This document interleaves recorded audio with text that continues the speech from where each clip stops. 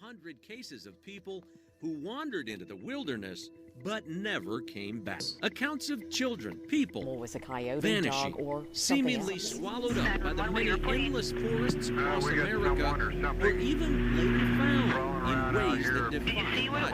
An animal. Was it a person or an animal or? I can't tell. All I know is that my central light came on and I just happened to glimpse and see this thing running across the yard. A good-sized man. She described the way that the creature moved as being unnatural. You've had problems in the neighborhood It looked before? like it was Yeah, my dog was uncomfortable killed here in just its own recently. feet. I don't know what it was. So whatever it was that was standing out there. I'm out here It looking looked through the right window at now her and I don't see vehicle. She anything. I don't want to go believed outside. that what she was looking at was Jesus Christ, pure you better... evil. Sure. Tia, Hello? get somebody out here. What's going on now, sir? That son of a bitch is about 6'9". Do you see The him now, cases of sir? about Yes, I'm looking 100 right people, at him. at least, who claim that they've been abducted hang by on. aliens. He's One right. of Dr. Is Matt's he in your patients, yard, Linda, sir? Yeah, who he's says gone. she He's has been big. Faded out. like since childhood. Reality. I was just what I remember being brought up this tunnel of light, right? around my Out bed. of this tunnel light, I just ran between noticed them and parts ran of out my of life the that room wouldn't to my even mother's occur to me to to remember. hide Then I from knew that I And wasn't I in never my told body, anybody that I about was that, and I just buried it in the back And so of my then I mind. came to the end of this tunnel and noticed there was a man that first starts me at first as A a place mist or a fog and kind I of saw moving. mountains The, that the had action, the that motion caught my then eye. It the actually wizard, started without taking moving his shape, mouth, taking spoke to me and form. said, The "Struggle idea of with the you Grim to Reaper die." went through my head, cloaked figure. And as I was watching, it kept becoming more and more and more distinct to me that this was actually something with some type of presence. Like it knew I was there. And as I was watching it, it turned and looked directly at me. I felt like whatever this was angry at me. I wasn't welcome. It wanted me out. I had been face to face with a ghost or a demon, a spirit. I'm not really sure what. But this feeling of terror actually was going through me. And I really felt more that it was demonic. It was something very evil. Hey everybody, and welcome to Real Supernatural Encounters. For my guest today, I have Jessica. She's going to be telling a few of her experiences, but before she gets to them, Jessica, could you give a brief bio about yourself? Sure. So originally I'm from the Michigan area.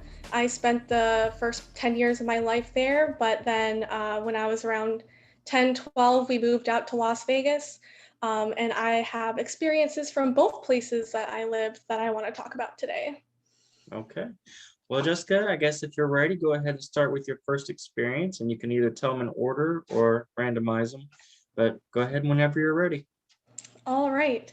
I guess I'll start by saying that ever since I was young, I was really interested in the supernatural, witchcraft. I would get books from the library growing up. My dad wasn't particularly happy about it, and for a long time, I didn't really understand why. But I think what really got into it is when I got older and things started happening. So, at first it was really innocent. We just read books, we talk about it. We watched shows on the Travel Channel, before like the paranormal shows were really a big thing, because this was 10, 15 years ago now that all this happened. And we had, well, some of the things I never put together was my mom passed away in 2005. And so that kind of set us on our journey to move out west. So during that time was when, we got even more curious about it, right? We experienced a death. It was really on our minds all the time. And we ended up getting an apartment in Arizona as a place to be, kind of before we moved to Nevada, which is where my dad was working at the time. And being 10 years old and wanting to do, or 12 years old and wanting to just like do something fun on a summer day, fun, I guess, we decided that we wanted to try a seance.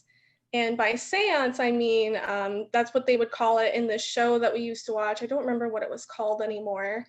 But what they would do is they would take like a regular glass like this, and they would tip it upside down, put their fingers on it, and then ask questions. And the cup was supposed to move. You tell it to move a certain way, clockwise, counterclockwise, move the cup if it's yes, things like that. So we decided, being home alone, that we would drag our coffee table into our bedroom and shut the door and try this out and see if it really worked. Now, nothing in that house ever made us think it was haunted. This was just something that we wanted to try and see if anything would happen.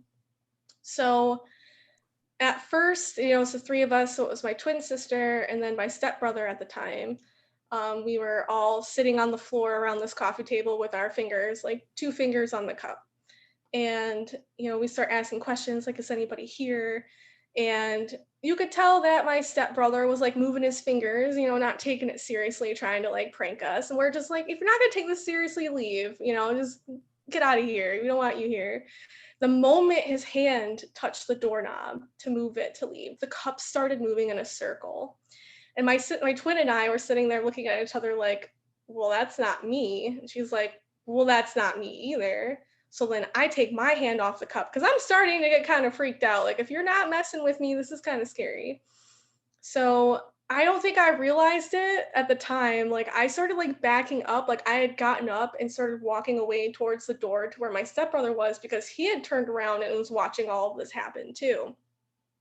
My sister's there, you know, eyes wide, the cup's moving faster and faster and faster. And it gets to a point where it's moving so fast that she can't even keep her hands on it. She takes her hand off and we all run screaming out of the bedroom. The cup goes flying and we're like, all right, we're not doing that again. So that was a very interesting experience to happen. And like I said, before we tried that seance, never would have thought that house was haunted, never would have thought that experience would happen. But we weren't in that apartment much longer after that. We ended up moving out probably within 30 days of that incident. I think the only other thing I remember about that house was when it was getting time to like start packing and things, I used to hear our zippers move on the luggage a lot. Like, you could hear the zipping sound when nobody was there. But I tried to like not think anything of it, right? I was like, are they packing their stuff up to come with us? Which, funny enough, might have been what it was. I didn't know at the time. I think some of me wanted to believe that it was my mom that was coming with us, that was there and letting us know that she was around. But I think it was honestly something darker than that. And we just didn't know because that seance is probably what was whatever our first contact was and invited them in. And since we never properly closed that seance by saying goodbye, I think it followed us. We moved to Las Vegas, Nevada in July of that year. It was a brand new community, and I only say that because I know that it wasn't an old house. One of the neighbors actually saw it being built, so I knew that like there wasn't any deaths, there wasn't anything weird going on. It was a brand new community that was being built. And I'd say things started off right away. I know it's an old wives' tale, really. They say that if you walk into a house and you find a penny that's heads up somewhere in the house, it's supposed to be a welcoming sign, like the spirits that were there are welcoming you into the space. And I know that that was something that happened. It was something my stepmom had said at the time too, when I had brought it up to her, like, there shouldn't be any money in this house unless somebody just dropped it while they were viewing it or something. But to a little kid, I thought she also wanted to have some kind of like spiritual meaning behind it. But anyway, I remember that summer we spent a lot of time, we got these little voice recorders, and it was by complete accident because our school wanted us to buy a recorder as in the musical instrument, and my dad thought it meant a voice recorder, so he bought us one on accident. But we would have the tapes recording on the inside of the house, and we would sit in the garage and just kind of like hang out, and after so much time we'd go in and check the recording. You know, we'd bring it out, rewind it, and listen to it. Now, I don't know like where these tapes came from. I don't know like if it was something that we were recording over. I don't remember like specific things. I remember that we did hear things off these tapes. They were like whispers and like sounds, and you know, we were pretty quiet in the garage, or we would be playing outside so that we, you know, the recording couldn't hear us on the inside of the house and nobody else was there. Because at the time, my youngest stepbrother, who was probably around 3 at the time, was at daycare all day. So it was just the 3 older kids that were at home. And I don't know if like maybe that kind of ramped things up, you know, at the time. You know, kind of dabbling, we're asking questions, we are trying to make some kind of communication, right? But we didn't do a seance again.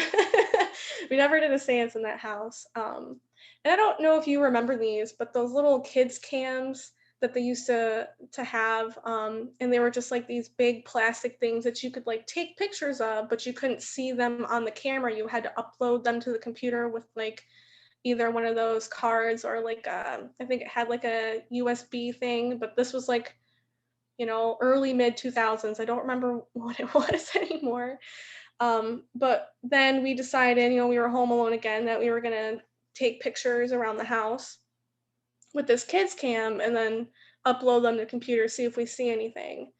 And I think the only two things that we ever saw out that I remember, because it was very clear, that we took a picture right above the kitchen table, and there's just this black orb just hovering in the center of the picture, and it almost looked like somebody had thrown like a big beach ball right at the time that we had taken the photo, but it was all black and it was kind of fuzzy around the edges.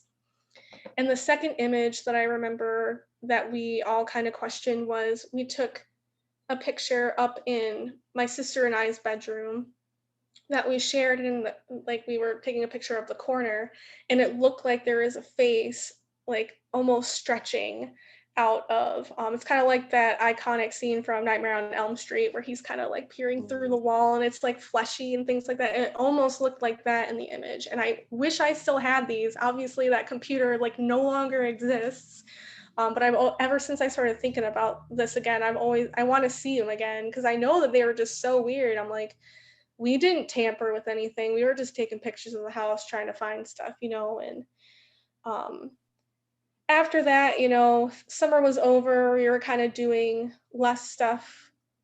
You know, it was getting closer and closer. I think the last instance I think that happened before school started was we were taking those pictures. I think it was the same day, and we were all like, three of us huddled next to the computer. And to kind of set the scene, our computer was at like in this foyer that was, you know, that you walked in the front door. There's just this big open space.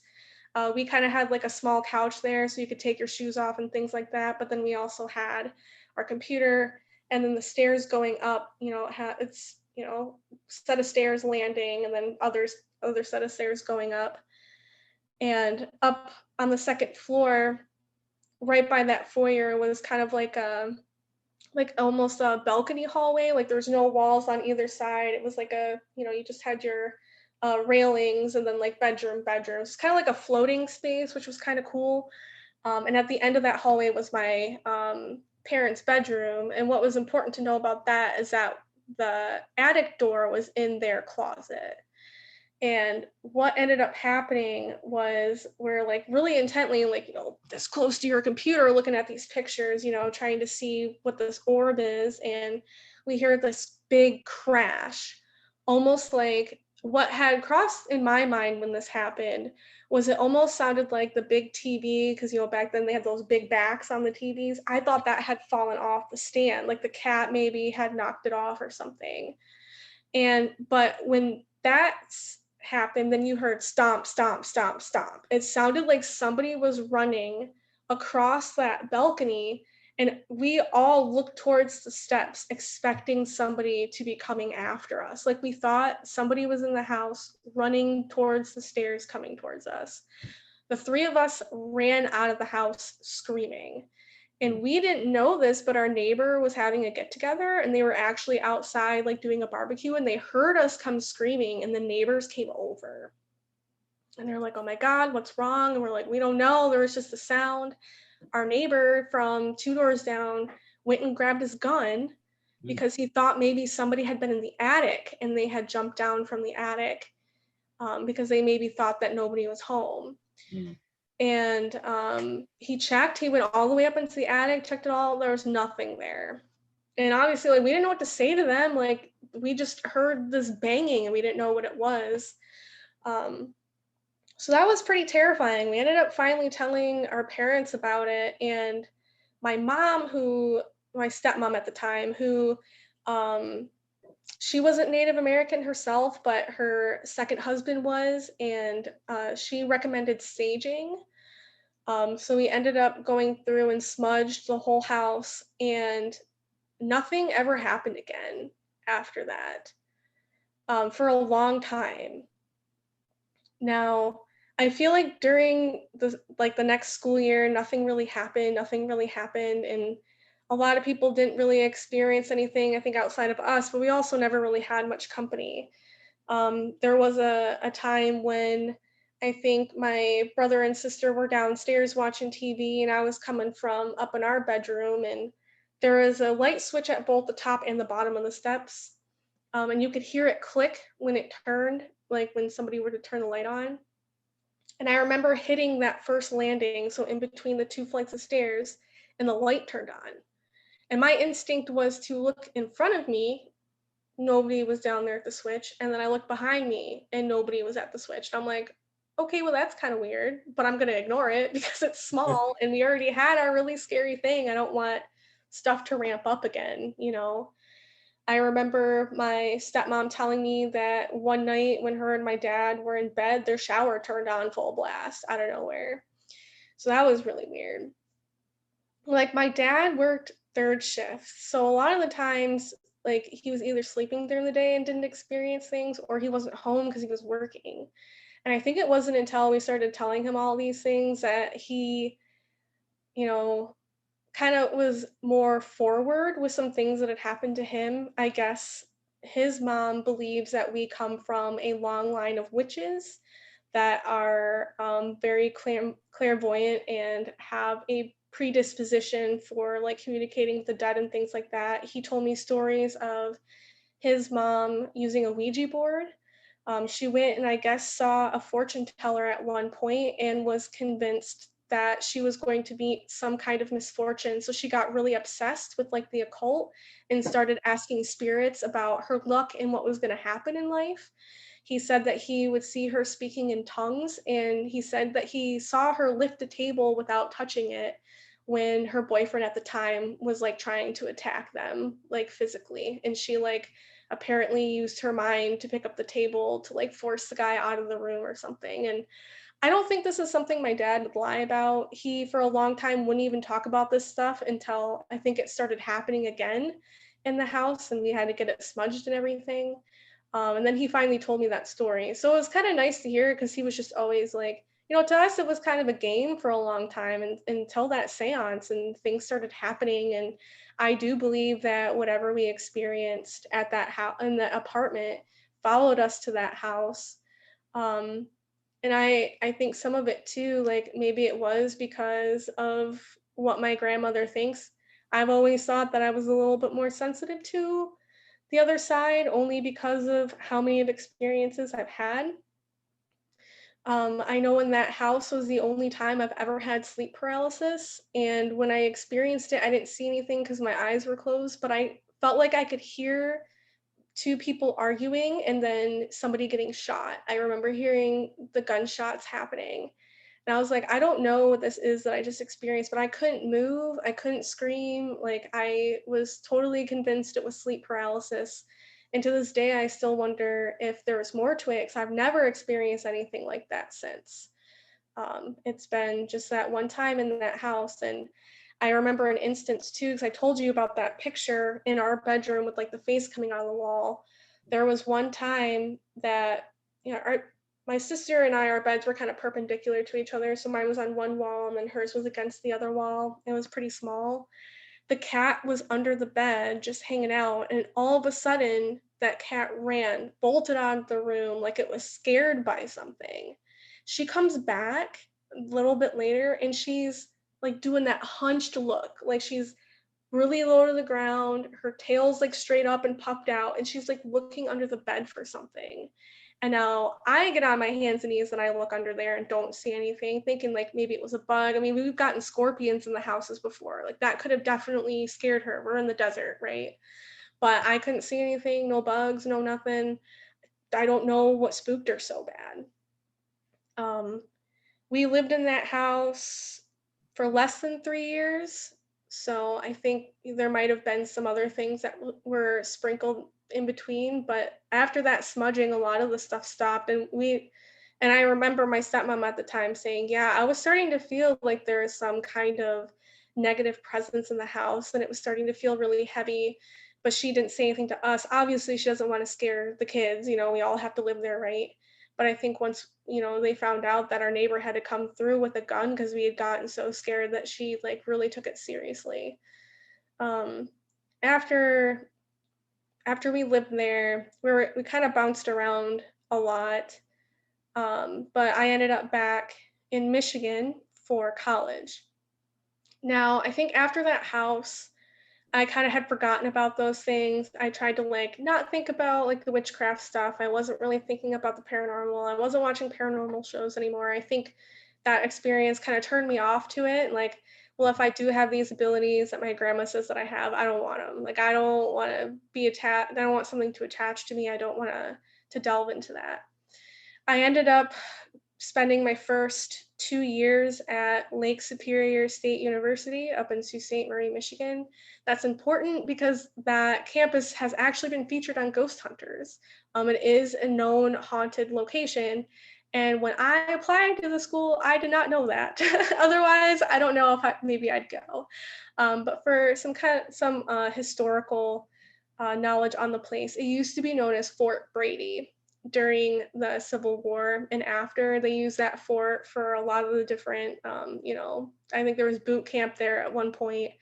In the 60s, they built Osborne Hall, which was the hall that I lived in. They had riot hallways, so that only 1 to 2 people could fit side to side to prevent riots.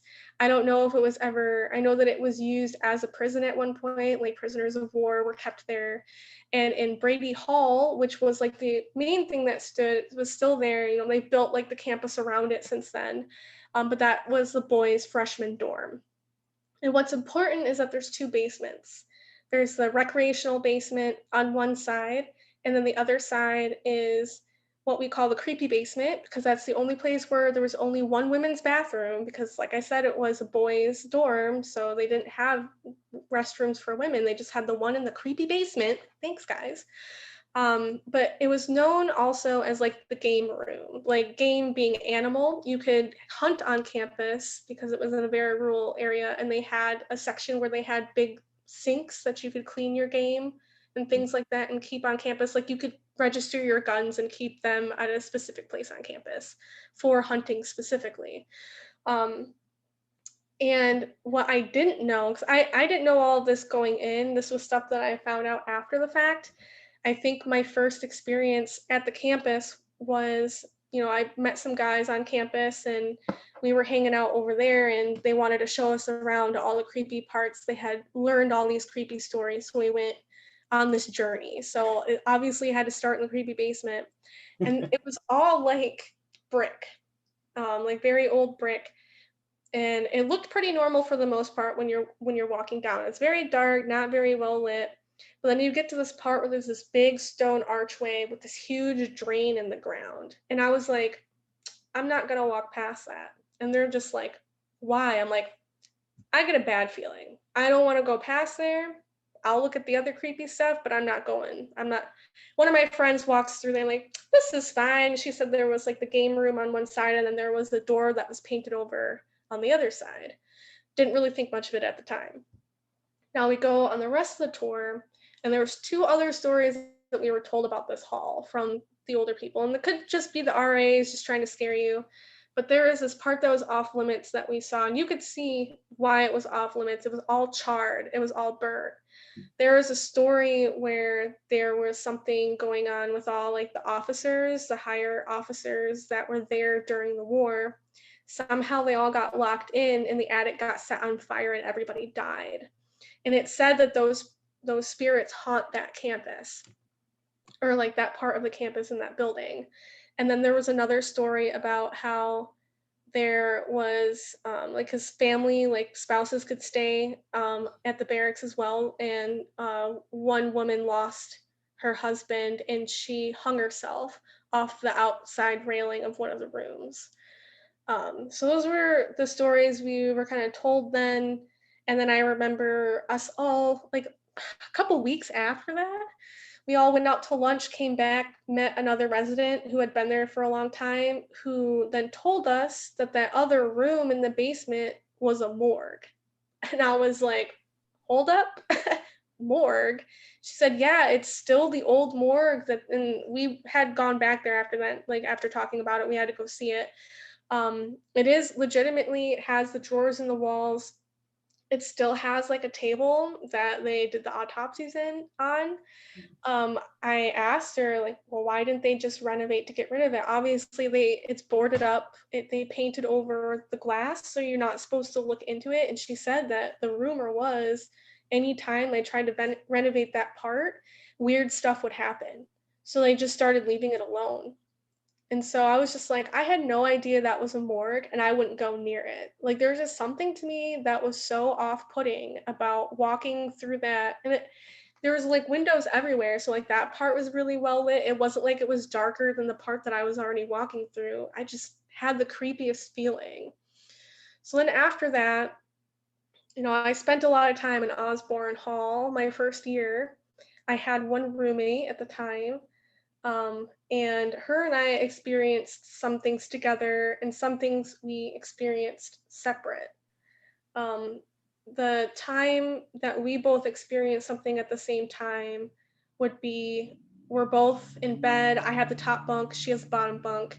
We're watching TV on her little like 10-inch TV that we could even fit into our dorm room. It was so small. And she had this lamp. And it was one of those twist ones. It wasn't like a button press, but it was one of those twist ones. And we were just watching TV at night, and the lamp turned on right in front of both of us. And we're both in, like, I could see the lamp from where I was laying, and I watched it turn on. And then we both, like, she nervously laughs, get up. She's like, haha, I thought I shut that off. She shuts the light off, and we both go really quiet. And I was like, so can we sleep with the TV on tonight? She's like, yeah, I was going to ask you the same thing. I'm like, yep, I don't know what that was about, but nope, no, please. So I think one of the scarier things that happened to me when I was there, and I think it's just scary because I knew that I was alone when it happened, and also because I don't know how to explain what it was that I went through. I am notorious at waking up in the middle of the night for no reason. I will just do it. I have a messed up circadian cycle. But in college, most of the time, if I woke up, it was because I had to pee. Now, this particular night, when I woke up, I was like, I don't really feel like I have to go, but might as well just get up. The bathroom, it's a communal bathroom. I just have to leave my hall, go down a few steps. Like how the dorms were set up, but there'd be about 6 rooms and then 2 doors on either side of those hallways, and they were swinging doors. So a lot of the times they creaked, you could hear them like swing back and forth.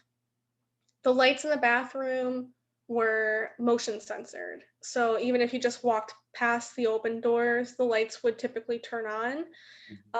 And in this bathroom, which was really sucky, so there's only 3 showers and then 2 stalls and then an open urinal, which I don't know why we even had a urinal in an all girls dorm, but whatever. And I remember this night, sometimes the door would be propped open, sometimes it wouldn't be. It kind of just depended. This night, the door was propped open to the bathroom. And I don't think it registered at the time, like when I went into the bathroom, but the lights never turned on when I walked in. I was basically relying off the light in the hallway coming into the bathroom. And like the stalls were right there, so it wasn't really a big deal. I noticed that the first stall is closed and locked. I can hear somebody kind of making breathing sounds, or like, yeah, it's very hard to describe, but I knew that somebody was in there. So I was in the last one that was right close to the wall. Now, I could hear this person start going to the bathroom. All right, it sounded like they were pushing, stopping, and in my mind, I'm like, are they okay? Like, is there something going on? All of a sudden, while like it's silent for like maybe a few seconds, that door slams open. I hear bare feet slapping against like the tile floor, and then nothing. And those doors are the heaviest doors. I would have expected to either hear the swinging door, like maybe she was from a different hall, or her bedroom door, because they're very loud. And you, even if you try to shut them like softly, where I was at, I would have been able to hear them. They're very small hallways. Never, didn't hear a flush, didn't hear them grab toilet paper, didn't hear any of the normal sounds. The door just slammed open and they were gone. I looked in the stall and there was nothing in the toilet. There was nothing in the toilet at all. And the light never turned back on. Like, I crawled back into bed after that and I was like staring at the ceiling with my eyes open, like, what the heck just happened? I have no idea, no other way to explain that. But it just has caught me off guard, because who would even, it was like probably like 3 o'clock in the morning, who would slam a door like that and just leave? Like, they ran out of the bathroom just by the way that it sounded. And to this day, I feel like it wasn't a person. I just, the way that the movement was, the fact that that light never turned on, I don't think it was a person in there with me. But yeah, that was, no one believed me, I don't think. I think they all thought that I was just still half asleep and just imagining things. I've also heard stuff moving in my room quite frequently, especially when I was alone. I remember one time I could hear something behind me moving, like I was working at my desk. I could hear something behind me moving, like papers against something or like notebooks against each other. And it got to a point where I was like, I would take my headphones out and like look behind me. Like, I'm like, okay, what's going on? And there'd be nothing moving. And then I put them back in, but shut the music off, maybe thinking like maybe someone's playing a prank on me and thinks I can't hear anything, so I have my music on. And I remember thinking to myself, if this happens one more time, something is going to fly across the room towards me. And then my roommate came into the room and nothing happened the rest of the day. And I was like, I think if she had never shown up, something more might have happened. But all of that was just, I was like, why is this following me? And I don't think any of those experiences had anything to do with what happened before in my other places. But I was like, I can't believe I can't get away from all these paranormal things happen to me. But I was only at that school for 2 years before I left. And after I moved out of Osborne Hall, I don't think anything happened in my other residence while I was at the campus. And I think for the most part, it was very quiet for the next couple of years. After there, I went to school in Grand Rapids. Everything seemed pretty fine there. It wasn't until after I graduated in, 2018, I graduated from grad school with my master's degree, and I didn't really have much luck finding a job. I was in the Grand Rapids area. I am in the healthcare field, so you would have thought that I would have had an easy time finding a job, but I ended up getting an offer from my friend to come live with her in Lansing. Granted, I found like a job to help pay rent, which I ended up working at Kroger for 4 months. And I was like, you know what? I need to take this opportunity because I need a place to stay and a place where it's close to get to work. And so I took her up on the offer. She did not tell me beforehand that she believed that she had a little old lady who haunted her house. She told me after I moved in a couple stories of like, they were told that an old lady had passed away in the house. She would play with the cats. She would play with the dogs, but that she was essentially harmless. Now, anything that happened in the house, she was harmless, though I think I just don't take well to the things that happen. And I think at first it was kind of just a joke. When I had moved, I lost my birth certificate and my social security card. To this day, I don't know what happened to my originals. They might still be at my ex's house, who knows? But in the move, I lost them, and I was like, trying to get my ex to look for them. He wouldn't look for them, and I was like, it costs $80 to get a new birth certificate. Come on, like, save me some money here. And as a joke, I said inside the house, okay, spirit, if they're not here, give me a sign. Oh boy, did they give me a sign a few days later.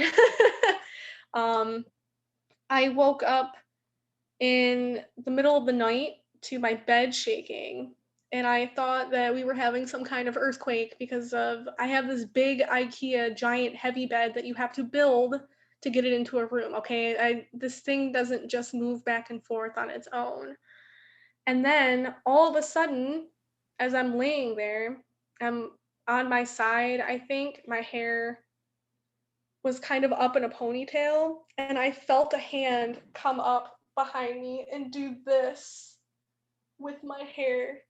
And I was like, nope. I just pretended to go back to sleep. I was like, I felt something legitimately touch me that night. I'm like, the next day I thought about it. I was like, oh, that was my sign I stupidly asked for the other day. So lo and behold, my stuff was not in the house and I did have to rebuy everything. But then after that, I felt like maybe it was an invitation. Because the other thing that happened there that I was not too thrilled about, I mean, obviously that first thing was not something I ever want to experience again, because prior to that, nothing had ever touched me. That was my first time like feeling contact with something. Was I was home alone, and only for a little bit because my roommate's boyfriend was just driving her to work, and then he was going to be back. I was sitting, we had kind of an office space. I had both of our computers and then all the cat stuff. So we called it like the computer and cat room. So we had like a couple of cat trees, had one of those cat tunnels, you know, the cat trees that have the little ball that moves. I was in the room by myself on the computer, probably watching something on YouTube, knowing me. And all of a sudden, I see the ball on that thing on the cat tree start moving back and forth. Like somebody had just walked by, slapped it, and it was just swinging back and forth. And I was like, okay, this is okay. And then it looked like somebody slapped it a second time and it started moving faster. And I'm like, okay, nope, I'm going downstairs now. So I walk downstairs, like get on my phone, sitting on the couch, like thinking to myself, like, you know, how long am I, like, what am I gonna do? And then all of a sudden I feel a on the back of my neck, like someone blew air on the back of my neck. And I was like, they are letting me know I can't just walk away, huh? I really hope Corey gets home soon. And then he walked through the door and I'm just like, oh, thank God. Like, no, why did this happen? I think I even, and if I can find it, I'll totally share it for you to watch. But I have a video of my cat playing with something or someone that's not there. And you can hear both me and my roommate in the background, like kind of joking about how it's a ghost because there was no bug. We were both there, both watching it happen. I was just thinking about that when I had reached out about doing the interview. I'm like, man, if I can find that, that'd be really cool because I did get it on camera with her playing with something. But after that, I'm in a new house now. I would say that I don't think this house is haunted, which I think is hilarious because this house was built in 1924 and it's had about 20 different owners from what I can see on public record. And I was like, am I going to have an issue? But so far, I've been here for about a year and a half, and I'd say the only creepy thing that I've experienced here is when I first moved in, I feel like I could hear footsteps sometimes in the night. Felt like I could hear that in my other apartment too, and I just wanted to ignore it while I've been here in Lansing. But my cat is also a 20-pound cat who can make my floorboards creak, so I try to just say that it's her, so I can't confirm whether or not what I'm hearing is what I'm hearing. But I'd say the only thing that really scared me while I was home in my current place is, I don't know if maybe I woke up in the middle of the night and it's this room that I'm in is my office and right next door is my bedroom and there's a door right there that connects the two. And oftentimes I keep it open, but for my AC unit in my room, I always keep both my doors closed so that it like ice boxes it in there. And I distinctly remember hearing 3 knocks on that door in the middle of the night. And I was trying to convince myself that maybe there was like a neighbor outside knocking on someone's door and that's what I was hearing. But nothing's happened since I heard that, or I guess ignored it because I did not. I'm like, I am not living in a haunted house. You've got to be kidding me. No. But I think that's the majority of what I can remember from what I experienced all throughout the year. So this was from when I was 10 to now, and I'm 28. So Okay. Well, I got a bunch of questions for you. So 1 second. yeah, I know, right? I'm like, I need a glass of water too. Yeah, so I have a bunch of questions for you. Mhm.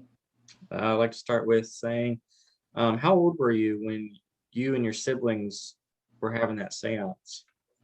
So my twin and I were 12, and my younger stepbrother was 10 at the time. Okay. All right. Now, when your brother, when he was leaving, and because he was, joking around, just trying to play with you guys, and he touched that doorknob, and all of a sudden the glass started going in circles. What was going through his head? What was he thinking? Was he thinking you guys were messing around, or Yeah, he like laughed at first, like thinking like you called me out, but you guys are doing the same thing. And I think I think he saw the look of terror on my face, and then his mouth dropped. Like, and he was frozen because like his hand was still on the door. Like his hand never left the door. I think like, and it all happened so fast. So like it might sound like there was a bit of a delay just because of the way the story is, but that part all happened so quickly. From like him touching the door, the glass moving to me like noping out and leaving my sister there with her hand on the glass alone. That was all super quick. Like, but just I think once he registered how scared I looked, he was like, okay, there's no joking going on here. and then what did he do after that? After you realized that? He flung that door open and we just booked it out into the living room. Yeah, it was, and I don't remember what happened after that. I don't even think we told our parents that we had done that. So What did you use? Like, what was your setup that you guys used to do the seance? it was just like an oblong coffee table and then a glass almost like this one, but taller, I Okay. think. So it's a pretty heavy glass. It's a glass. It wasn't plastic that we were using. And that was it. It was pretty simple. We had some good space in the bedroom. I don't know why we thought the bedroom was a better place than in the living room where the coffee table was, but Did you guys have any kind of letters, numbers, a Ouija board, or anything for the glass to be on top? Or no, it was just if it moved, we were, going to be thrilled enough that it was. And I didn't even expect it to move. This was just something we saw on TV. It was just trying to replicate. And oh God, did it work? Probably the scariest thing that's happened to me was that moment, that seance, because I was a part of it. You're touching something that's moving and you're not moving it, right? yeah. That's pretty terrifying. But I'd say it was also the most exciting thing that's ever happened to me. Did you become a big believer once that started happening as your Oh first? yeah. Yeah. Wow. hmm I really got back into like the paranormal, got a lot more books on it, was delving into witchcraft, paganism, things like that, trying to learn about the other side. And I think that's what scared my dad because he knew his mom was like that too. And obviously, being a 12-year-old, he doesn't really want to bring that up because, I mean, what kind of age do you bring that up with, until things started happening? Okay. Let's see here. Who did you plan on contacting when you do this, or were you just doing it for fun, just to see who you can contact? Just for fun. Yeah, and I think it wasn't until after that, we maybe had thought it was my mom who was contacting us, but then when that scary stuff happened in the new house, like we're like, nope, that's not mom. There's no way. She would never try to scare us like that. But I remember, and I don't know, like, and it wasn't until I started posting this on Reddit. Most of my stories, they were just, just told to close friends when they've told me, oh, I believe in ghosts. I'm like, I got a story for you. Um, and because there's a lot of skeptics. I don't ever push it on people. I'm like, you really don't.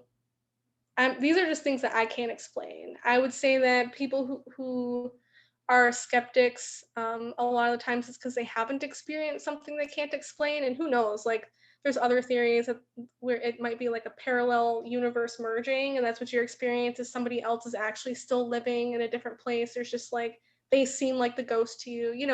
Yeah. There's no real explanation yet. I know it's supernatural. I know what I experienced doesn't have an explanation in our physical realm. But being able to like talk about this and people take it seriously, it's really had me like thinking about other things that happened before then that like maybe set up. Like I was there when my mom passed.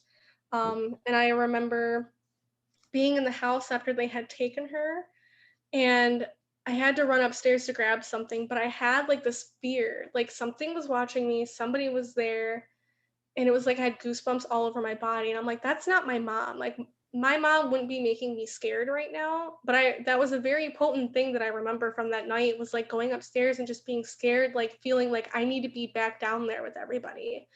And I don't know if like her death caused something to open that night. The realm might have been thinner between, and maybe that's when it crossed over, and that's how long it's been following me for. And that's what came with us to Arizona and things like that. Or if it was just the seance that started it, but it gets me thinking of these other feelings or instances that I experienced prior to like those main things. So your mom passed, and you guys were doing like a viewing over at your house, and you went upstairs, and you started getting this really horrible feeling that something was watching you. Mm-hmm. Yeah. What could you think it? What do you think it could be if it's not your mom? I think whatever was following us had to be either a very, very negative spirit, or it had to be a demon. And as I guess silly as it sounds, like, they always say like people have their demons. My mom struggled her whole life with addiction.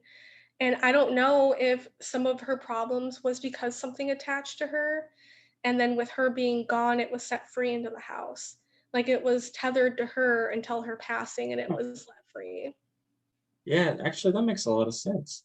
If you think about it, a lot of people, they go through so much, so much crap, that usually it is something that's evil or negative attached to the person. It's kind of like, I don't know, influencing them to do those things. Yeah. So your mom was going through so much hardship and hard times that this deity or entity was, sucking all the energy out of her, and became so powerful that when she died, it was still remaining in the house. I never thought about that.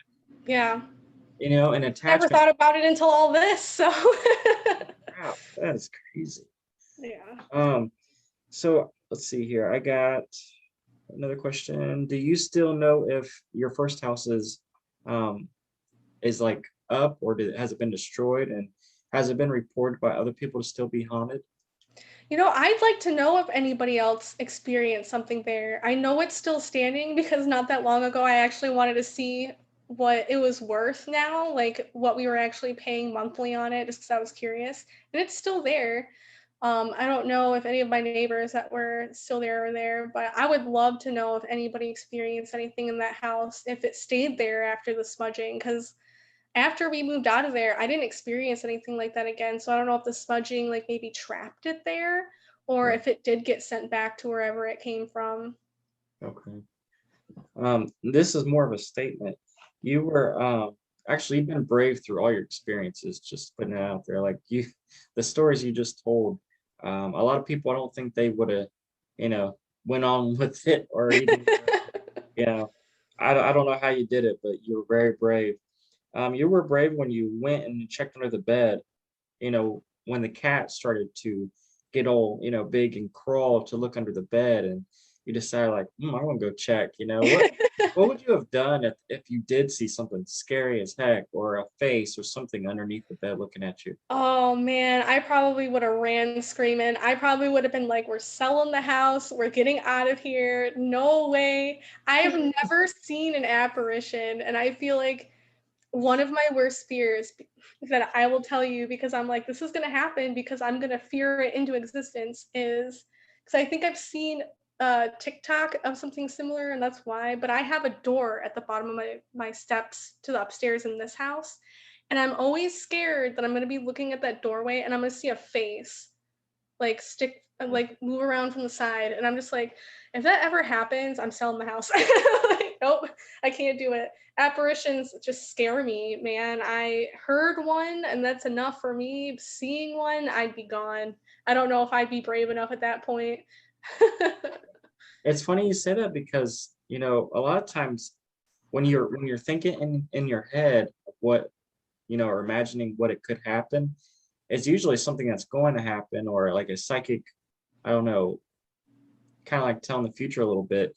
Because I used to be at one of my dad's houses, and I was in the attic, and I told my story already, that I always looked in the doorway in the dark when I was in my bedroom, because I was up in the attic and there was another room to my left. And I'd always look when I'm on the phone or watch TV. I'd always look. I don't know why, but I kept always looking. One day, something, it looked like the shape of a head, came from the corner of the top of the doorway, and it scared the crap out of me. It was like 2 a.m. in the morning. And I always thought in my head, like, that's why I don't want to think about those things, because you know it'll just scare the crap out of you. It Oh, really. yeah. Well, it's like for a long time I was in this house by myself. So I was really trying to and then I fall into the habit and I watch scary things at night, go figure. And I'm now to the point where like, okay, 9 o'clock, no more scary but I love it. I love it because I love hearing people's real experiences. I know that people have definitely had scarier things happen than me, but I love it. I like thrive off the scary stuff. And I'm just like, what would I do in that situation, right? Because I watch Hassan Barbar on YouTube, and this guy like runs at the apparitions, and I'm just like, dude, you are crazy. Like, I don't know, what did you have this morning that made you run full force at something staring at you from across, like, I don't know. I've always wanted to do like the haunted house stuff. I want to go to like a haunted hospital and things like that, but I'm just like, I don't know what I do. I'm more worried about it coming home because I know I'm sensitive to that. I don't want to have more stuff happen here. Whether or not the knocks that I heard were really something knocking on my door. But one of my friends used to joke about the ghost in my basement and the demon in my attic. And I'm just like, do not make jokes like that. Because it could be Right? true. That's so crazy. I want to check out that YouTuber too. If you get a chance to send me a link to his channel, I'd like to see like what kind of videos he has, and because I think I've seen one before of him going towards an entity. I'm just like, man, you really are brave and crazy. I found him because I watch what was it? The Nuke's Top 5. So I find a lot of like horror stuff from him that's like, the stuff that you would think is a little bit more real and not fabricated. And like, because all of Hassan's stuff is out like in the Arabic world. And oh my gosh, is it just terrifying? Like, I feel like we don't get hauntings like they do out there, but culturally it's different too. I think in most like Eastern nations, ghost stuff is a little bit scarier. Like their lore and their demons and things like that are just scarier. So I just feel like that's just what I like. I like the scarier stuff, even though I don't want to go through it anymore. It's all about the stories, when people have these experiences, like you said, you don't know how you would deal with that, and it's kind of gives you a little bit of insight and knowledge on what to do, or what to think when you face something like that. Yeah. Now, when you were talking about you and your siblings were downstairs and you heard a big bang, what you thought was a TV falling over, and then you hear like stomping steps come running to the stairs, and you guys are looking, waiting to see something come down. Um, when you ran to the neighbors and they came back, did they find anything broken, moved, or any type of footsteps? No, there was nothing, he said. Um, I even looked around too to see if anything was like out of place, and I was just so sure it had been that TV. I was like, oh no, like the cat got hurt, like the TV might have fallen on them, and like that thought hit before I heard the steps, right? Like you heard that bang and there was a small pause, and I'm like, did the TV fall? And then we heard something running. So I was like, oh crap, like was that sound actually somebody jumping down from the basement or the attic? Because like you like there's no steps or anything. It's just one of those like you would have to get a ladder or something, and then you push the little thing up to move it. It wasn't like a door that you could pull down with the steps or anything. It was just like a little crawl space, really, not a full attic. So like it was very plausible after our neighbor had said what he thought had happened, that, somebody falling from that height with big boots on, that's definitely what that sound could have been. But it didn't look like anyone was living in the attic, because there was that one story that hit where the couple found that somebody was living in their walls, and they got them on camera coming out of the wall at night one night, and then found a little nest of blankets and pillows in the walls. And like, we didn't find anything like that, right? Yeah. So. Oh my God, that would be so scary. To, the whole time you're thinking, your house is haunted, and it's just And a there's person. a person. That's so messed up. Yeah, which one's scarier, really? Like. Yeah. Because I don't know, you would think maybe it might be a demon or something coming out. It's just a normal human being that just looks creepy. Yeah, right? Like, at first you're like, oh God, I caught an apparition. Then you open the wall and you find pillows and blankets. You're like, oh no, this was a person. What did your neighbors think when they didn't find anything? I don't think we ever heard like what them and my parents were talking about, because I was still like 12, 13 at this time. So I don't know if maybe they thought we had just heard something. But I don't know if they. Well, I guess his wife was Asian. I'm not sure from what country, but I think she was more apt to believe what we had gone through. Like, why would we make that up? Like, we ran out screaming to the point where like a bunch of neighbors came out to make sure that we were okay. Like, why would we make that up? But I don't know if I don't know if he was a skeptic. I don't know if maybe he thought we had just heard something and it was like outside and just really loud or something. Um, but I don't think we ever talked to them about it. Like, I know my stepmom believed us, and at the time, that's all that really mattered. Like, we were gonna get something done about it because we were scared at that point. Did they ever try to do any further investigation for themselves? I don't think so. I think we stopped doing our little ghost investigations after that. We didn't play with the tape recorder anymore. We didn't take pictures of the house anymore. And it wasn't even really something we discussed. I think it was just like a mutual, we're done messing with this now after that happened. And I just don't feel like anything we did was sinister. I mean, maybe they didn't appreciate that we treated it like a game, and maybe that's why they got upset, or it really was a demon, and Yeah. that's just how they are. I mean, they're there to scare you, and I don't know if I'll ever have answers. So weird that, I guess there's such thing as putting off different types of energy. I'd like to look forward to, more into that, how, why fear? Why is it that demons, negative energy feed off fear? What Yeah. makes fear negative? Yeah. And Because it's a survival mechanism too. Like, you fear certain things so you don't get hurt, you don't die, things like that. What makes that negative, right? yeah, well, like you said, then maybe it's the chase, because it's coming out of you. It's a survival mechanism, so maybe it's a game to them or something. You know what I mean? Yeah. Okay. I love talking with people about this because you come up with so much new ideas and things that could be this or could be that. Yeah. Because I think every person's experience is different. So. All right, and that's how we learn, by everybody telling their stories. Now, you said that you didn't have a paranormal stuff happen for quite a long time after your last incident. And so my question is, why do you think that paranormal stuff happens after such a long period of being dormant?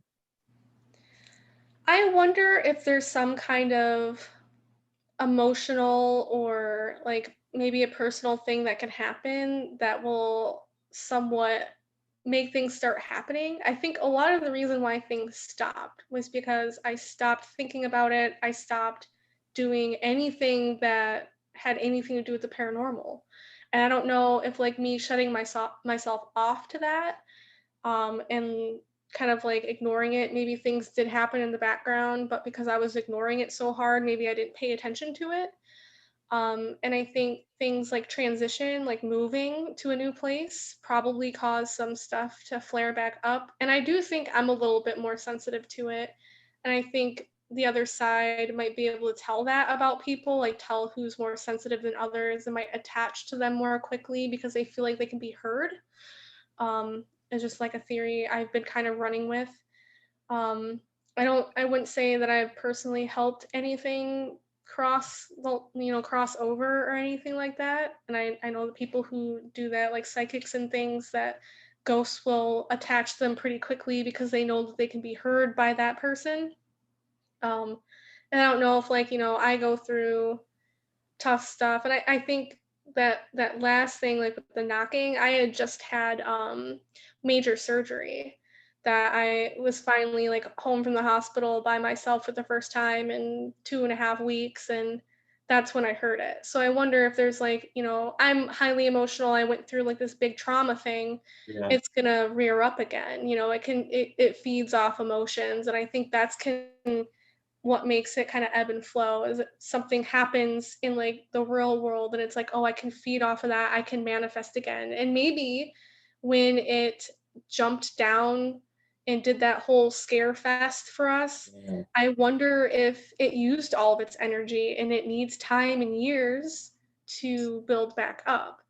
I haven't felt anything sinister like I have that day, so I'm hoping that it's like never followed me, and the stuff that I've experienced have just been other people's ghosts reaching out, because I apparently reached out first by asking for help and never doing that again. Man, how old was you when that first experience happened? Like, Uh, you said that you had the seance, and I think you said you were 12, but when your mom passed away and you felt that bad feeling of something watching, how old was you then? so that time would have been 12, so I must have been 13 when the seance happened. Mm. Because my mom passed at the end of 2005, and I was 12 years old at the time. So that would have been 12 into 13, because then we moved in with my dad like that next summer or whatever. He let us finish school out before we moved out west and started that like in the 8th grade. So, um, yeah, I started pretty young. Okay. Now, you were talking about your dad. Did you say this was his mom that Hmm. was having these experiences? Yep. Okay. Um, so when you said that your dad's seen, I guess it's his mom lick a table without touching it. I'm really intrigued of like, what can you go more into detail with that?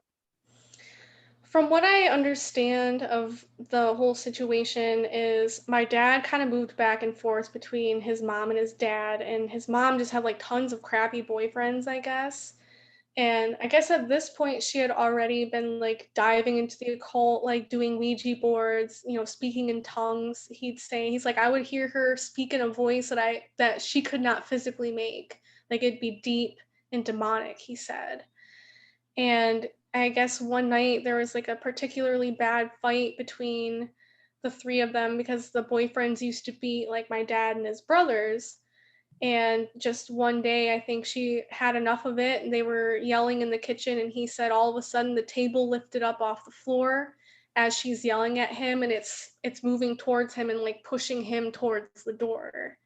And he's like, to this day, I can't explain what I saw, but that is what I saw. And I don't know how old he was at the time. I think he was a teenager when most of this was going on. Wow, this it almost sounds like was it telekinetic? Is that how you can move stuff with your mind? Yeah, Wow. Does he still see his mom? Is she still alive? she is. She is in a home now though, and they have a much better relationship. And it's funny that you asked that, because him and her have talked about these things now, and I think he's kind of shared my experiences with her, and it's like she really wants me to reach out and talk to her about those things, but I'm like, I don't want to. I don't want to. I know that all this stuff is really scary, and I've been trying to like, kind of suppress it for a while. But I think she'd be interested to know like my side of things, and I think she's always wondered if I got any of the other abilities like she did from this, but I've never been able to lift anything without touching it, so too bad. If Do you only. think do you think that that whatever stuff that she was doing conquered up some really big some type of demon or entities, and as soon as you turned 13, 12, 13, which is the age of like some Oh, type of purity of your energy, it came to you because you started having this sense of sensitivity and stuff to it. yeah, I wonder. That makes a lot of sense now that you say that, because I think what the triggering moment could have been when my mom passed. And Okay. that could have been like the transfer. Maybe that's what I felt up in that upstairs by myself when I just felt like I needed to be around everyone. I couldn't be by myself. Like just something terrified me so bad. I wonder if that's what that was. That'd be very interesting to know because I gotta say, if she was using a Ouija board like that, she had to have something attached to her. You just can't if you're like consistently using a Ouija board. Nothing good comes out of that. Yeah. And it's, it's so crazy is because I do caregiving, so I take care of people, who are elderly and then have mental disability, but you're in the health field too.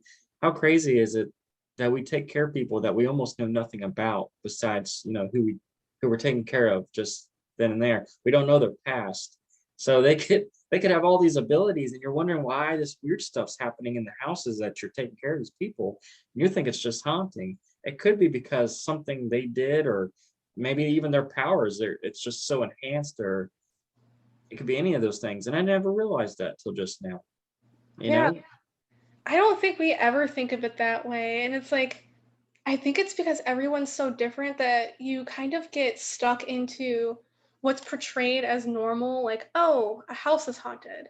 Well, yeah, actually, there's a lot of people who say that houses aren't haunted, people are, because it's easier attached to a person than a place unless something super traumatic happened there. Then, like, that's what they call like a residual haunting, where your spirit gets stuck there. yeah, Um, and to think about like, yeah, if you're delving into something, then you might just have something attached to you. And like in the case of like dementia, like if they did have something and it would make sense that like they don't have as much control over their mind, they wouldn't have control over the other stuff that's going on. yeah, that would make a lot of sense. If they're forgetting who they are and they still have these abilities, or have these things attached to them, and all this crazy things are happening and nobody knows why. That is so crazy. Now, his mom told him any more stories that he didn't know about that your dad Not did? Not that he hasn't told me. The only other thing that I think I could remember he's talked about was like they had a dog that would like always bark into the kitchen. And like that's where she would do her seances and stuff. So it would make sense why the dog would just like sit there and bark. He said it would be all hours of the day and night. It would just like sometimes randomly sit right at the threshold, he said, and just bark into the room. And like you go in, turn the lights on, there's nothing there. It's just barking. So I know that she conjured stuff up, but I don't know how much more they've talked about it, or if like maybe she's told stuff, but she's like so adamant when talking to me about it. He just might not tell me because my grandma wants to tell me. Yeah. Well, let me know if you ever go talk with her. I'd love to hear like anything awesome she tells you. Yeah, I know. I kind of want the backstory too to know a little bit more. It's just I feel like it can be such an awkward topic that I just don't know. You know what I mean? Yeah. Yeah. Well, and what did your dad experience by himself? Like besides when he was younger, like throughout the years of living together with you and your siblings, did he told you some stories, I guess, or came forth with some stuff? Yeah, especially with the shower turning on, he said that that was something that happened and he was like really trying to ignore it. Um, and I think some of the other stuff, he said that he won't talk about it. Okay. So I don't know. And I know one time he said he had a scary experience at the house when he was alone where he thought that he was having a heart attack. Oh, But I mean, he went and got seen and everything was fine. So not really sure why that happened or what actually happened. But he was like convinced he was having a heart attack. He was having like these weird body pains. But then when he went to the hospital, the doctor said like he hadn't had a heart attack. He didn't have signs. They checked everything and he was fine. So that was really strange. And I don't know. We had a lot of problems with my dad when we were at that house. His anger got really bad. And I wonder if the spirit had anything to do with it at that time. I mean, he ended up going to the hospital because he punched the wall like 3 times and ended up punching a stud and broke his hand oh man. in the midst of it all. Yeah. So I don't know if like that was just having like a physical reaction to him and trying to influence him because like that day like my stepmom packed us all in the car and in one of the cars, and we left, because she was scared of him. And, he ended up going to the hospital. And after that, we kind of just like forgot about things, right? So I don't know. The rest of it, he said that he wouldn't talk about. So I don't know if it just like scared him that bad or, Did you see a sudden change for the better after you guys kind of got away from all that? Not really. So now I'm kind of curious to know if it's transferred to him and that's why he still struggles. Cause like, I think the anger got better, but he got really withdrawn. Like, wouldn't leave his room, didn't really interact with people, but he didn't really talk about it, right? He didn't really want to talk to anybody. And some of the things he's told me, I feel like he has a very skewed perspective of, and I'm just like, I don't think you experienced this like I did. And I don't know if there's like a cloud. I can't say that he's possessed by anything. But I just wonder if he's been influenced by this entity, because my dad has always had like strong anger problems, and I think that's just something that they can feed off of. Yeah, that negative energy coming back to that I will never understand. I hope we learn one day like what the difference is and why it happens to us. Yeah. Now, you mentioned that you had your first ever sleep paralysis. When did that happen? So I was probably 14 at the time. I was in just starting high school, and it was at that house where that scary incidents happened. And um it wasn't even in the middle of the night. It was in the morning. Like, I felt myself like starting to wake up for the day, and just all of a sudden couldn't move. I tried to scream. I tried to move in any kind of way to get somebody's attention, to just like, I don't know what was going on. Like, my body just locked up. And that's when I started experiencing those sounds of a man and a woman arguing back and forth. And it almost seemed to get louder to me, or just like filled the room or the space more that I was in, before like I heard the gunshots, and then everything went silent and I could move again. So all of that was just really strange, because I don't think I've shared that experience anywhere. So I've never asked what other people's sleep paralysis is like, because I know like the not moving and things like that in your body locking up is typically sleep paralysis, but I don't know if anyone's experienced auditory things. I know like seeing like your sleep paralysis monsters, very popular thing. I just don't know if auditory is very common. I haven't heard of anybody else who's had an auditory thing like I did when I experienced that, but that's the only time. I've never had that happen to me since or before then. Have you had any type of nightmares during the hauntings that you were having that's really stick with you? I actually have chronic nightmares, and I don't know if it has anything to do with hauntings and things like that. If it has any influence. Back then, I'm not sure if I remember anything specific from then, but I always have nightmares where somebody's chasing me, somebody is trying to get to me, I'm trying to get away from something or someone. It's actually been something, and it's always different the way the dream goes. Like, it's never the same settings, it's never the same people. But I like to say to people who ask me this question is that there are some dreams that I have that I feel like I am living in a parallel universe, because it's so real to me. And I can recall like the most random things like right after I wake up. Now, I have a hard time keeping the memories, which I think is kind of weird, but it's these dreams of like something's always after me. And I don't know why. Sometimes I have powers in the dream, sometimes I don't. It's never the same, and I don't normally have control over them. I just have to get through them. Um, so I don't know if that's just something like subconscious that's been there. Like, maybe this thing is still after me, and that's why I just can't seem to shake these nightmares, because I heard as an adult you're not supposed to have nightmares anymore, at least at the frequency that I have them. I have nightmares every night almost. Or at least one part of my dream during a night has something that is scary in it. Um, so I don't know. I don't have any specifics of that time. It's just the feelings, I guess. I have a person that I've not done their story yet, and I plan on doing it. but it's a husband and a wife, and they're two separate paranormal things that happened with them. And when they got together, it started happening together. But the husband would have this nightmare since he was like 10 years old, all the way up until he was 30, 33. And I think he's 34 now or so. And there would be this wolf creature always chasing him. And he would always, get away from it by flying. He would have this ability, this special ability or power to fly and get away. Well, it would always be kind of close to him. So no matter he got up, it would always keep following. Every single night he would have this dream. It would, oh no, sorry. No, he would have this dream where it would come out of this doghouse, right? And it would chase him. And right before it got to him, he'd wake up. And he would do that every single night. Then it switched to right before it got to him, he would fly and get away with it. But it always kept coming to him. And they had some weird cryptid kind of encounters going on at their house in Kentucky.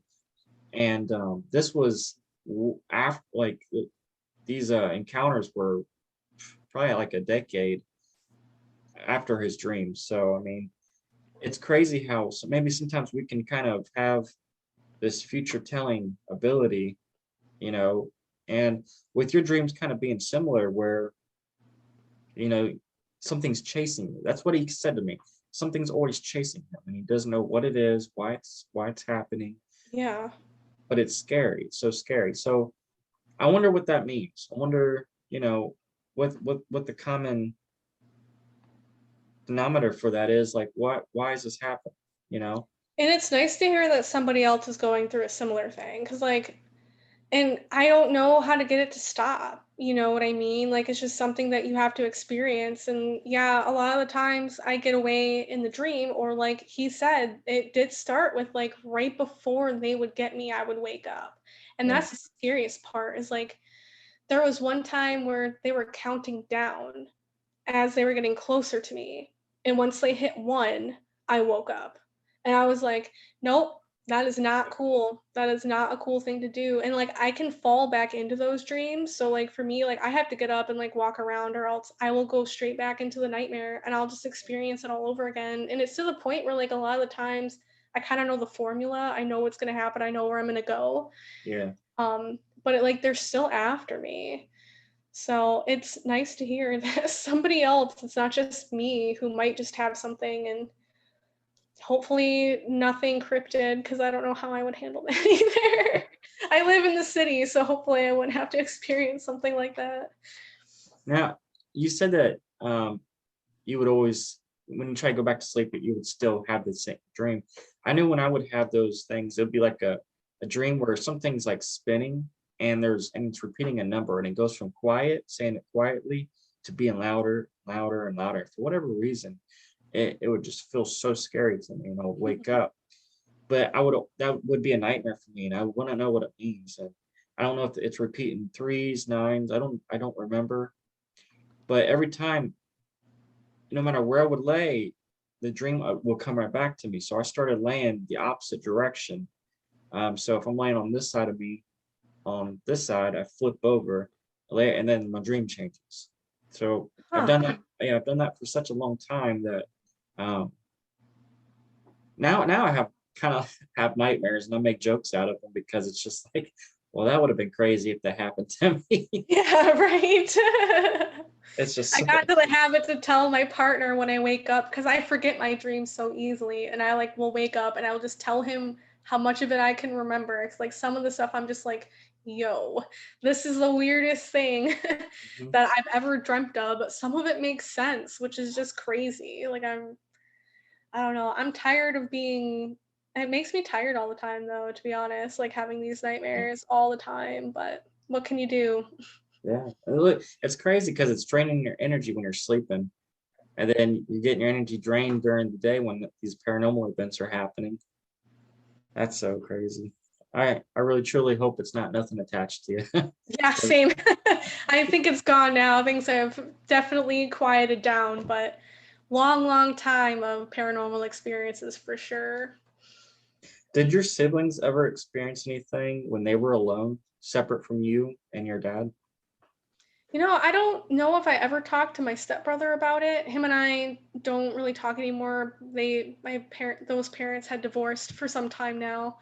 Oh, But I might reach out to my twin and see if she has anything that she wants to tell me that might have happened. Because like her and I were just always together, being twins. So a lot of the stuff we experienced together. But I'd like to know, yeah. maybe she's experienced stuff since she left school. Or like left that apartment and went to school. I have no idea. And is she like your blood sister or a stepsister? She's my blood sister. Okay. So, I would think it would run in her side of the family too, since, your grandma on your dad's side has these abilities and doing all these different things. Maybe she did, maybe she don't, maybe she tries to block it out. Yeah, definitely let me know if you hear back from them. I'd like to Yeah. hear the stories. Let's see. So when you was at this place, um, where you were staying, I think in the dorm, do you know if the morgue contained any bodies in it? I don't think it did anymore. I don't know how long it had been shut down or if they had used it any other time, but the stuff looked almost new. Like it wasn't dirty, like you couldn't see any blood or anything. Yeah. But I don't know what they did in the time being. 'Cause I just thought it was weird that stuff was even there. Like why even have just like a metal gurney? But the whole thing was closed off. You couldn't get in it. So I don't know if they like sorry, if they like opened space for the hospital maybe and like had used it at one point, but as far as I knew that they hadn't kept any bodies in there for quite some time. Okay. All right. Let's see. Now, was you scared when you heard something slam the bathroom door open and run, but you didn't find any evidence of somebody even being there? Oh yeah, I was terrified. I think I stopped peeing when I heard them like slam it. I'm like, what is going on? Like, why are you slamming this? Because like the whole cubicle shook with how hard that door like, swung in and hit like the barrier between our two stalls. Yeah. Um, and like it was, I think what made like my heart drop was when I could hear them running. And then once they're like, obviously it was carpet in the hallway, but Yeah. like I didn't hear them anymore. And like the fact that I never heard a door close, that's when I like, cause like I kind of sat in that stall for a minute by my, like thinking about what I just experienced. Like, what the heck just happened? Yeah. And I'm like, I don't think anything would have happened to me, but like that was scary. Wow. Do you think that if it was a person, that they would have got scared, thinking you were a ghost or something, so they ran? I wonder if they didn't know if I was real or not. And I wonder, like, I mean, it was kind of creepy because, like I said, the light never turned on for the bathroom, so maybe they got scared too. But like, Ran so fast, the light didn't come on. right? Like, I don't. Maybe they were worried because, like, funny story. That's kind of a tangent, but I was in a car accident while I was staying in that dorm, and I was in the hospital at like 2 o'clock in the morning, and I went into shock right away from the car accident. My ear just got cut open. Everything was fine. Like I'm fine today because of it. But I remember sitting on like the side of the bed waiting to go get my x-rays and my head was kind of down and I'm just like kind of out of it, and a little boy in a gown, he was staying at the hospital too, was just like running up and down the hallway and I think he thought my room was his and he like walked in and I could see him and he's like paused in the doorway and I just like look at him. He's like, "Oh, I'm sorry." And then he ran away. I'm like, dude, that boy probably grew up wondering if I was a ghost because I didn't say anything to him. I just creepily stared at him until he left my room because I was like not all the way there. And I'm just like, oh, that kid probably thought I was a ghost. He probably tells that story to people now. Was there, you said that the spirit that was on the stall, how crazy would it be if you went to the second stall instead of, separating yourself with another stall? You was right. What if you were right beside and you seen something like poke its head out from underneath the stall, or you seen Oh something no, or like a very, hand or something. Oh no, I think I would have been very happy to be on the toilet because I would have crapped my pants. Like, oh my God, I don't know what I would have done if I would have seen something, but like, because I don't even remember seeing feet. Like, you know, you can sometimes see like people's feet when they sit Yeah. down. Obviously, it's a girl's restroom, so they're gonna be sitting down. I didn't see any feet either. Well, that I've seen like some stuff on YouTube where like the videos are going past stalls and you can see feet. I'm like, dude, if I would have saw that, I would have turned right back around and not use the bathroom that night.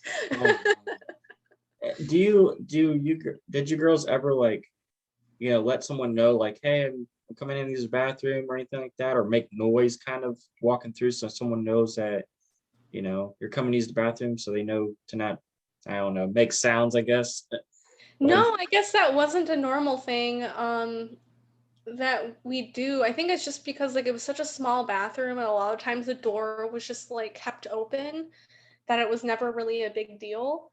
Um, but I feel like after that, that should have been something. 'Cause I don't know if anyone else experienced that, and that was just weird. Like out of everything, I'd say that's the weirdest thing that I experienced, and I don't know why it happened. But like I have no explanation, just based off of what I saw, because I felt I was pretty awake, because I was laying in bed for a while, like debating on whether or not I was even gonna get up. Like I don't know, I almost had this feeling like something was telling me to get out of bed, even though to myself I was like, no, I don't really need to get out of bed. But something was telling me, no, you need to go and get up. So I don't know what that was about. I don't know why I needed to experience that paranormal thing if it was, you know.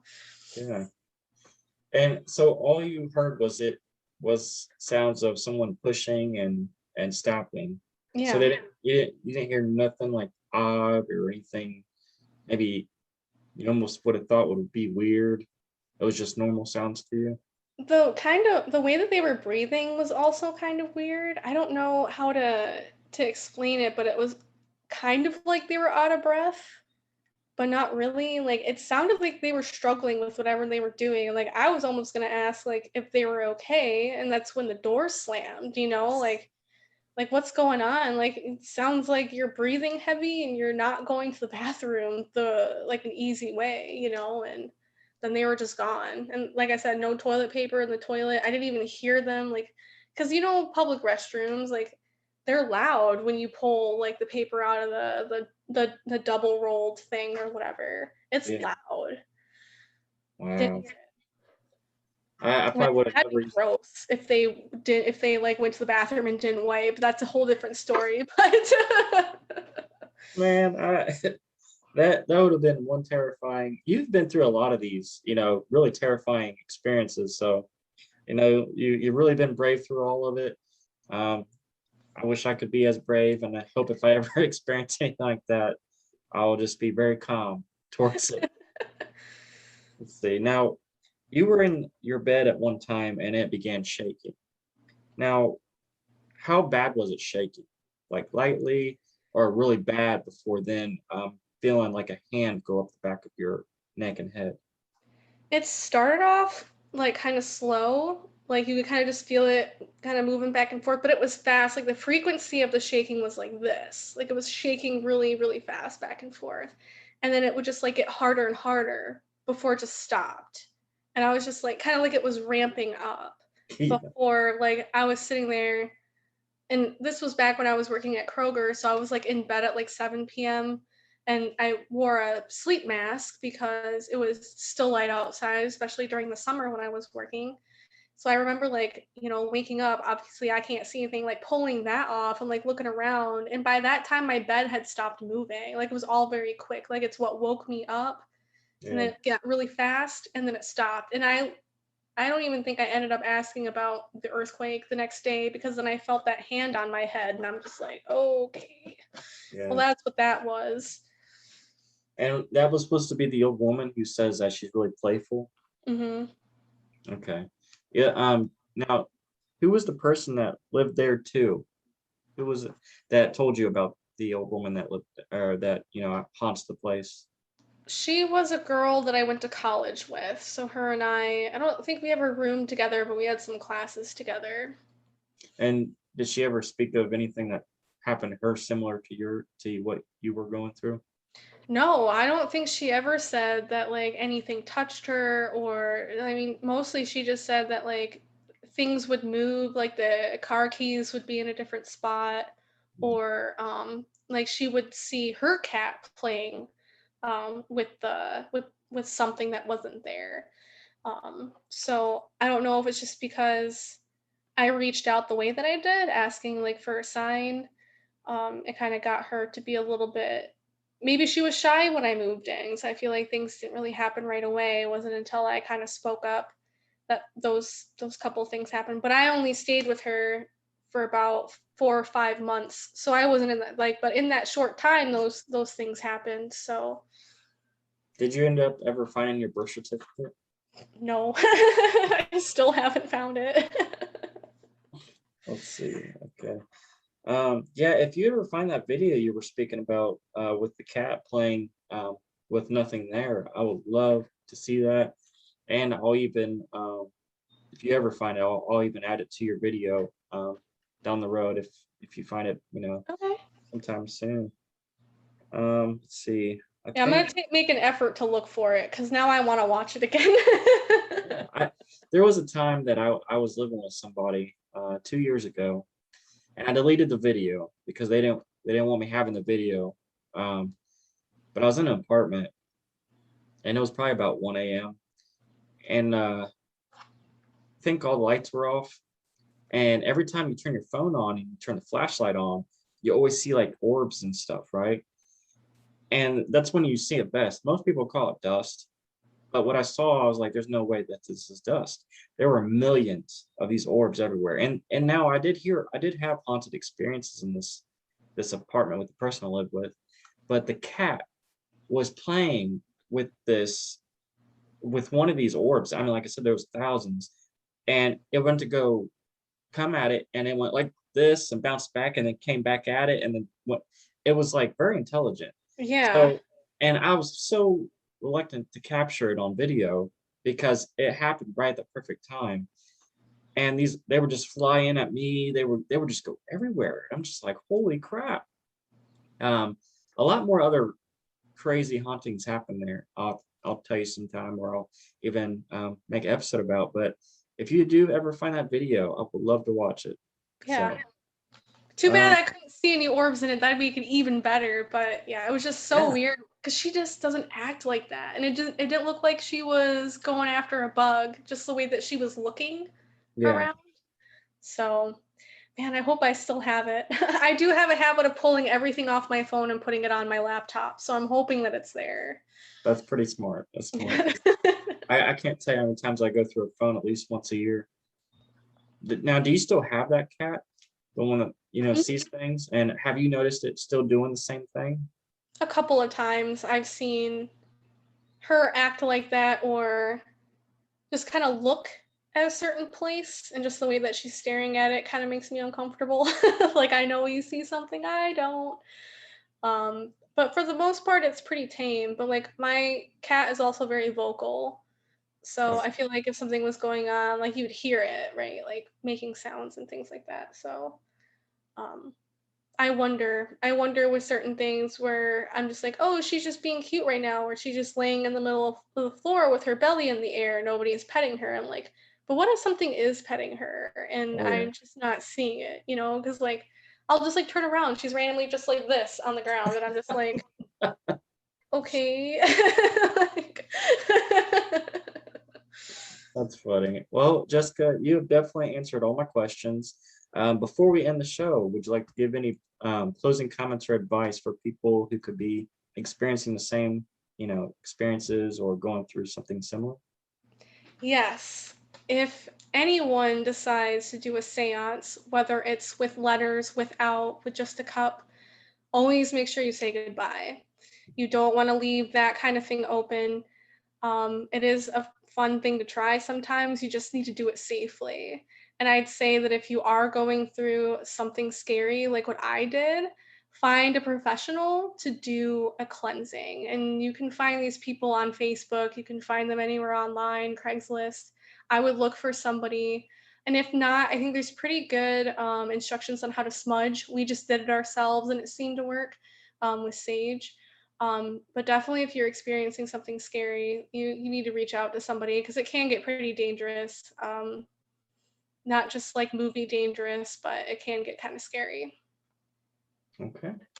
All right, Jessica. Well, I appreciate you so much for taking time out of your day to come on and tell your stories. Thank you, audience, for watching. It's been another episode of Real Supernatural Encounters, and we'll see you guys later. See you later, Jessica. Thank you for coming on. Thank you so much. Thank you. I'll see you guys later.